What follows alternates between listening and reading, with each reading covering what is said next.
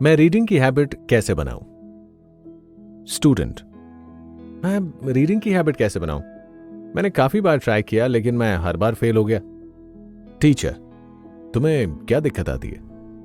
Student, मैं पढ़ने के लिए बुक उठाता हूं और फिर पढ़ना शुरू करता हूं, लेकिन कुछ ही देर में मैं बुक बंद करके अपना टाइम वेस्ट करना शुरू कर देता हूं। टीचर,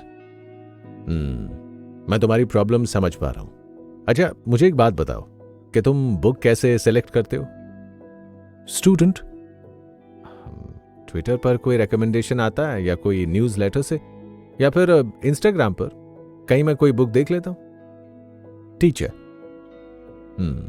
अपनी रीडिंग की जर्नी में सबसे बड़ी मिस्टेक लोग यही करते हैं। वो उस बुक को सेलेक्ट करते हैं जिसे पढ़कर वो दूसरों के सामने स्मार्ट बन सके।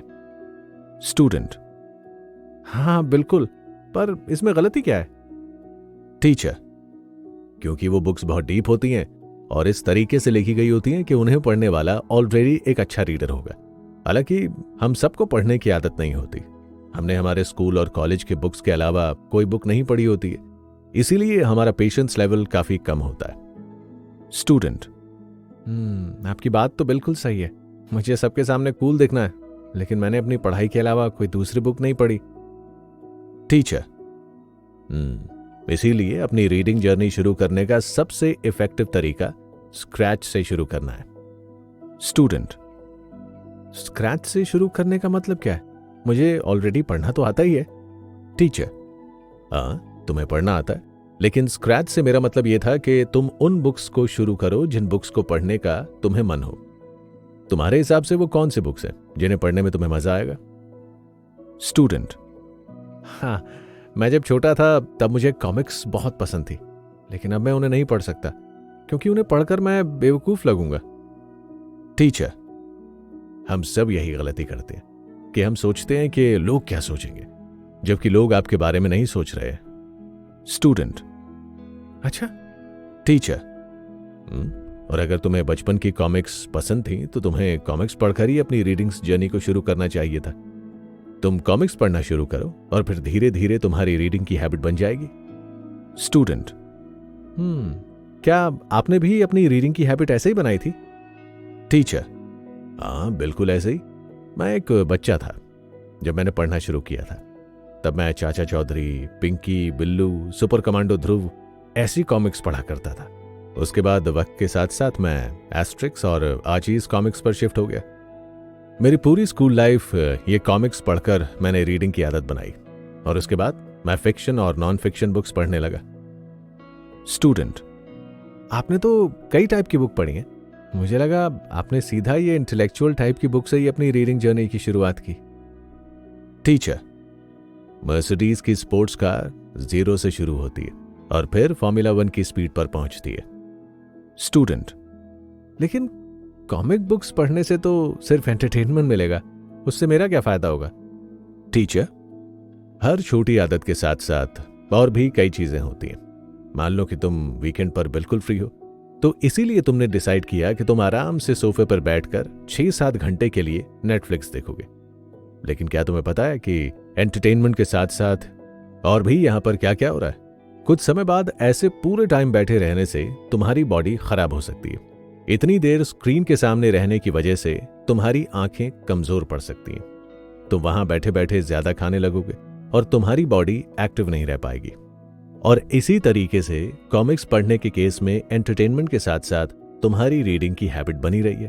तुम्हें ह्यूमन बिहेवियर समझ में आ रहा है, तुम स्क्रीन से दूर हो रहे हो और सबसे इंपॉर्टेंट, तुम अपनी रीडिंग की हैबिट बिल्ड कर रहे हो ताकि तुम इंटेलेक्चुअल बुक्स पढ़ सको। स्टूडेंट, मेरे पास एक और सवाल है। क्या ये सारे नॉलेज वीडियोस देखकर नहीं ले सकता? हमें अच्छा कंटेंट कंज्यूम करने के लिए पढ़ना जरूरी क्यों है?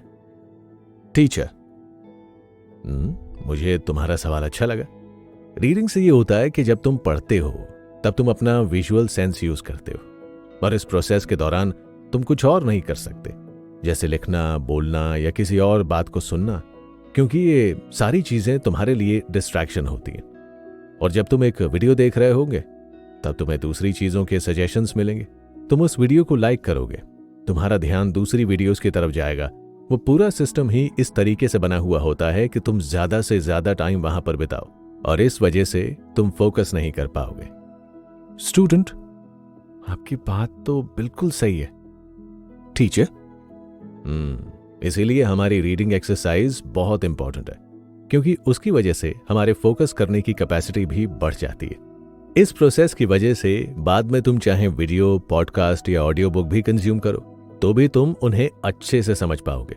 लेकिन अगर तुम्हारी रीडिंग की हैबिट नहीं होगी तो फिर तुम्हारे लिए फोकस करना काफी मुश्किल होगा। रीडिंग से हम फालतू के एंटरटेनमेंट से हटकर लर्निंग पर फोकस करते हैं, जिस वजह से हमारी ग्रोथ होती है। स्टूडेंट, तो फिर जब मैं वो बुक पढ़ना शुरू करूं जो मैं पढ़ना चाहता हूं, तो मुझे अपनी रीडिंग कैसे शुरू करनी चाहिए? क्या मुझे कोई गोल सेट करना चाहिए? टीचर, वैसे तो तुम्हें कोई गोल सेट नहीं करना चाहिए, लेकिन अगर तुम एक गोल सेट कर रहे हो तो उससे ये गोल मत बनाओ कि तुम कितनी बुक्स पढ़ रहे हो। दुनिया में बहुत सारी बुक्स हैं और उन्हें पढ़ना बहुत मुश्किल है। इसीलिए हमें ज्यादा से ज्यादा बुक्स पढ़ने के पीछे नहीं दौड़ना चाहिए, बल्कि हमें अच्छे से बुक्स को समझना चाहिए। जैसे कि मैं हर रोज 30 मिनट के लिए बुक रीड करता हूं। उससे फर्क नहीं पड़ता कि मैं 10 पेज पढ़ रहा हूं या फिर 30 पेज। मैं साल की 10 बुक पढ़ रहा हूं या साल की 50, लेकिन मैं हर रोज 30 मिनट के लिए बुक पढ़ रहा हूं और मुझे बुक पढ़ना अच्छा लगता है। अगर कोई डीप बुक होती है तो मैं धीरे धीरे रीड करता हूं ताकि मैं उसे अच्छे से समझ पाऊं, और अगर कोई आसान बुक होती है तो मैं उसे थोड़ा जल्दी पढ़ पाता हूं क्योंकि मुझे वो आसानी से समझ में आती है। तुम अपने ऊपर कोई टारगेट सेट करके जल्दबाजी मत करना। स्टूडेंट, मतलब हमें वो बुक्स पढ़नी चाहिए जिन्हें पढ़ने में हमारा इंटरेस्ट हो, ना कि वो बुक्स जिन्हें पढ़कर हम दुनिया के सामने स्मार्ट बन सके। हमें रोज कुछ समय के लिए बुक पढ़नी चाहिए, जिस वजह से हमारी रीडिंग हैबिट बनेगी और रीडिंग हैबिट की वजह से हम चीजों पर अच्छे से फोकस कर पाएंगे। मैं सही कह रहा हूं ना टीचर? टीचर, हाँ, बिल्कुल सही।